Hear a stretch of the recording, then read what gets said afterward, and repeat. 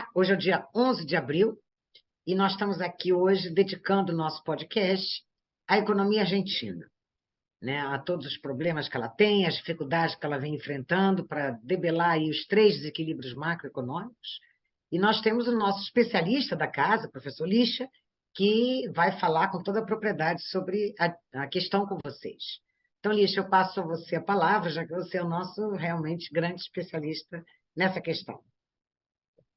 Obrigado, Margarida. Tá? Vamos novamente conversar ou analisar o caso argentino. Já fizemos isso no começo deste ano. O que a gente vê neste momento é um grande deterioro do nível de atividade da economia argentina e um forte choque inflacionário. Tá? Só para colocar alguns números. O PIB da economia argentina cresceu ano passado 5,2% em 2022, e se espera que este ano, 2023, as projeções otimistas dão uma queda de 3%, mas a maioria dos analistas está entre menos 3% e menos 4%. Então, a gente passaria de uma economia que estava crescendo a 5% para uma economia que vai cair 4%. Enquanto isso, a taxa de inflação está se acelerando. Fechou o ano passado com uma inflação quase de 95%, tá? Para nível de preço ao consumidor. E para este ano tem uma previsão de 110%. Tá? Na verdade, essa é uma previsão otimista para a inflação, já que o acumulado em 12 meses, neste momento, já está nesse patamar de 110%, não, ao ano. Então, a gente tem uma inflação que está acima de 100%, deve se manter acima desse patamar este ano, com uma economia por uma profunda recessão, caindo entre 3% e 4%. Tá? Nesse contexto, é claro que a taxa de desemprego deve subir. Ele é relativamente baixa na Argentina, o ano passado fechou em 6,8%, e este ano deve crescer e deve se situar, segundo algumas expectativas, por volta de 8%.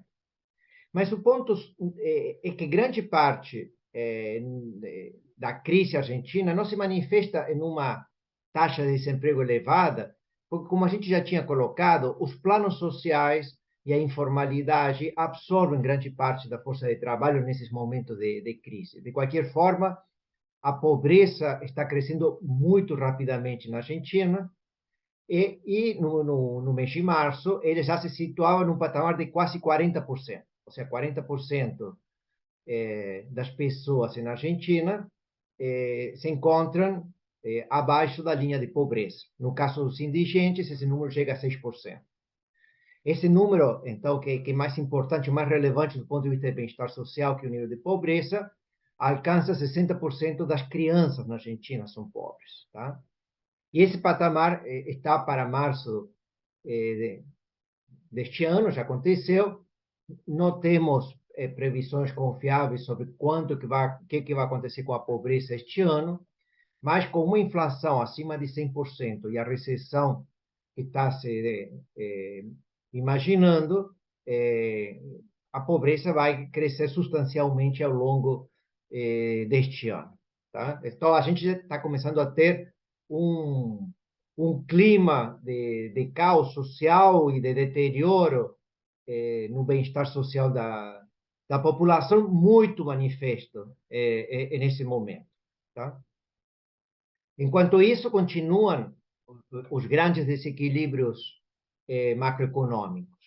Tá? O déficit fiscal, tá? O déficit primário, que o ano passado fechou em 2,4%, em 2022, 2,4%, se espera que para este ano se situe, este é um ano eleitoral, temos eleições no final deste ano, então tem aí também uma questão de ciclo político, mas o déficit primário deve alcançar por volta de 3% do PIB. Tá? Então, o tão pensado ajuste fiscal que tinha sido anunciado pelo ministro Sérgio Massa, quando ele assumiu no final de agosto do ano passado, claramente não está se manifestando. É claro que existem ajustes indiretos no sentido, em termos reais, não? No sentido de que os ajustes dos aposentados, dos funcionários públicos, dos planos sociais, estão ficando um pouco abaixo da inflação realizada, tá? E isso está ajudando, de alguma forma, a reduzir um pouco o déficit fiscal em termos reais, mas, de qualquer forma, ele vai estar nesse patamar de 3% do PIB. Tá? Na verdade, o governo tem feito algumas expansões fiscais. Recentemente, teve uma nova moratória previsional, tá? De grandes dimensões, tá? Só para dar uma ideia, a Argentina é um país com 45 milhões de pessoas e em março se estabeleceu uma nova lei em que se otorgam o benefício da aposentadoria para 800 mil pessoas que nunca fizeram aportes ou não têm aportes suficientes. Então, 800 mil pessoas estão entrando no sistema previsional argentino, tá? Sem uma contrapartida, que obviamente está criando um déficit fiscal que não é só temporário, mas é também permanente. Tá? Então, temos a dívida pública, nesse sentido, está crescendo, tá?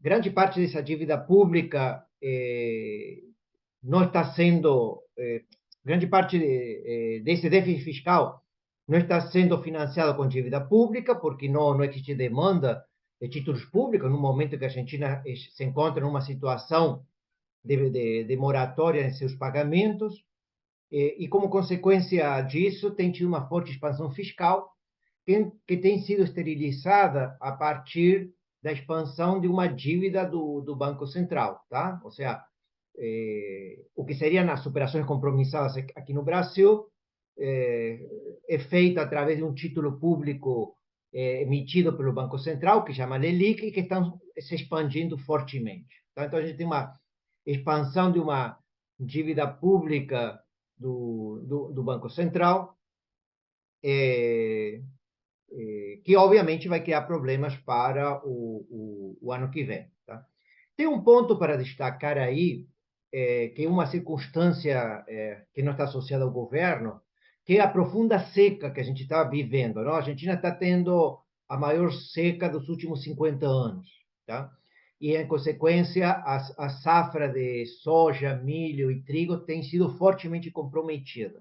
Tá? No caso do trigo, praticamente 50% da safra está sendo perdida. Tá? A safra vai ser colheita agora, final de março, abril e maio, feita a colheita, e a gente pensa que teremos perdas substanciais de trigo, mas também de milho e soja, o que significa uma forte redução das exportações e da consequência das reservas ou dos dólares disponíveis pelo Banco Central, em um contexto que o câmbio é fixo. Tá? Essa seca e perda de safra também explica parte da recessão. Tá? Parte da recessão também está associada a essa circunstância. Tá? Então, com consequência, a gente está vivendo uma espécie de, do ponto de vista macroeconômico, continua o déficit fiscal, alta inflação, agora num contexto fortemente recessivo. Tá? Os outros desequilíbrios macroeconômicos também se mantêm. Temos uma escassez aguda de dólar no mercado oficial, o seu Banco Central, no dia 31 de março agora, as reservas líquidas dele foi de 3,2 bilhões de dólares. 3,2.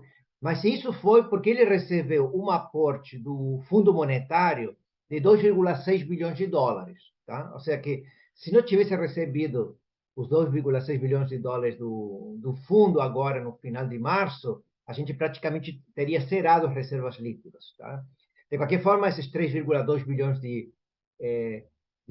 dólares não sustentam nem um mês de importação, e por isso tem se estabelecido um novo programa de dólar para o setor agropecuário, o que o pessoal chama de dólar soja, que é o terceiro programa, tá? Em que o Banco Central oferece R$ 300 por dólar se o produtor de soja liquida os dólares que eles têm. Tá? Lembremos que o dólar paralelo está a $400, 400 pesos por dólar, e o dólar oficial está a 210. Então, o Banco Central oferece 300 pesos para os produtores de soja. Se espera que eles vendam algum montante, e com isso existam dólares para financiar algumas importações. Tá? Em consequência, continua tendo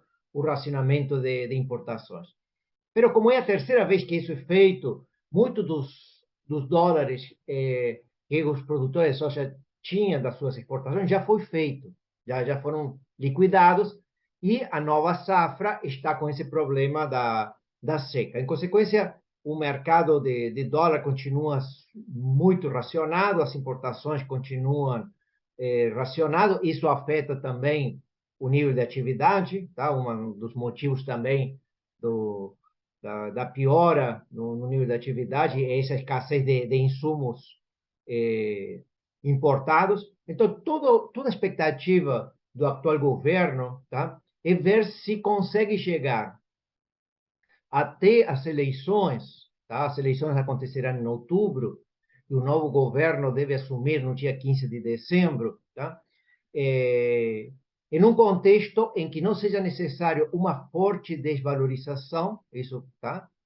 Que pode criar um certo caos financeiro, tá? E acelerar ainda mais a inflação, tá? E por outro lado, dar alguma sustentabilidade, tá? Do ponto de vista financeiro, foram feitos alguns pequenos puxadinhos, algumas pequenas trapaças assim com a dívida pública, tá? Para ver se a gente consegue chegar até final do ano. Uma das medidas foi fazer uma troca de títulos. Se trocaram títulos que venciam neste ano, tá? Especialmente tinha fonte de vencimentos em maio e junho, e se trocaram por títulos que vencem no ano que vem. É claro que são títulos que vão ter um excelente rendimento, porque dão a opção para os donos dos títulos de utilizar ou a inflação ou o dólar, a melhor que eles tenham, para ajustar o preço dos rendimentos. Tá? Então, com isso se conseguiu a troca dos títulos que vencem neste ano, e, por outro lado, se obrigou algumas empresas públicas que tinham títulos do governo nas suas carteiras a, a vender esses títulos. Tá? Especialmente os fundos de pensão devem vender esses títulos públicos em moeda estrangeira, tá? O qual pode dar um pouco de liquidez no mercado de câmbio. Mas é claro que são pequenas armações, pequenos reparos que são feitos para ver se a gente chega até o final do mandato. Não? Margarida, concluindo assim rapidamente, a gente vê o seguinte: quando a gente começa mal e os desequilíbrios macroeconômicos começam a se um atrás aprofundar. do outro, a aparecer e se desenvolver na economia, você precisa de pequenos parches, não? De pequenos, assim, vamos esticar a dívida pública para o ano seguinte, vamos ver se a gente consegue que alguma empresa pública que tem títulos de dívida em dólar vende, vamos colocar racionamento de importações, vamos controlar o câmbio, colocar controles no câmbio, tá? E quando precisamos, a gente afrouxa um pouquinho, tá? Enquanto isso, o bem-estar social, tá? A gente vê qual é o resultado do bem-estar social. Inflação de mais de 100% e uma queda do nível de atividade que para este ano se projeta em mais de 4%. Bom, Lixa, concluindo aí esse cenário, que é um cenário muito ruim, né? É uma conclusão que a gente pode tirar que os fundamentos macroeconômicos eles não podem ser violados com políticas voluntaristas, com políticas populistas, né? O caso da Argentina está aí nos mostrando que, do ponto de vista social, que era o que se vendia no início do programa, né? Temos que defender os pobres e tal, são os mais prejudicados nesse contexto de absoluta desordem, né? Das políticas econômicas, especificamente das políticas macroeconômicas. Então, nesse contexto, Cris, o que você acha, se você puder dar um palpite para a gente do resultado das eleições que vão começar aí a entrar na discussão, qual é o teu sentimento em relação a possível eventual ganhador? Que tipo de posicionamento aí você acha que a sociedade vai aprovar? Que tipo de viés? Vamos dizer assim. Eu acho que com uma inflação, digamos, de mais de 100%, uma queda no nível de atividade de 4% e um nível de pobreza que pode chegar no final do ano a 45% da população, o oficialismo dificilmente vai conseguir a reeleição. Tá? Então, Alberto Fernandes ou Cristina Kirchner teriam poucas possibilidades nesse novo cenário, e a oposição deve ter maior probabilidade. Existem dentro da oposição alguns candidatos, junto por el Cambio, que é o principal partido de oposição, tem Horácio Rodrigues Larreta e Patrícia Bullrich. Devem fazer uma primária no mês de agosto, deve acontecer as primárias, vai ser bastante disputada entre esses dois candidatos de Juntos por el Cambio. Também E vai são ter de extrema direita? Não, são de Não, centro? Como é seriam que é? o Rodrigues Larreta de centro ou centro-esquerda, Patrícia Bullrich um pouquinho mais à Mais à direita. direita. Patrícia Bullrich está muito mais ligada a Maurício Macri, não? O ex-presidente da República, Maurício Macri. Tá? Então, e seriam os candidatos de Juntos por el Cambio, que é o principal grupo de oposição. Tá? Tem um terceiro candidato que seria o Milei, e que é um candidato que se seria de extrema direita e que tem crescido muito rapidamente no último ano. Tá? Vamos ver então, né, Lígia? Bom, então, muito obrigada, Lígia, pela sua bela aula que você deu aqui para a gente, com a teu conhecimento sobre a economia argentina. E nós, então, nos encontramos na próxima terça-feira, novamente, com algum outro debate aí que esteja ganhando espaço na nossa economia.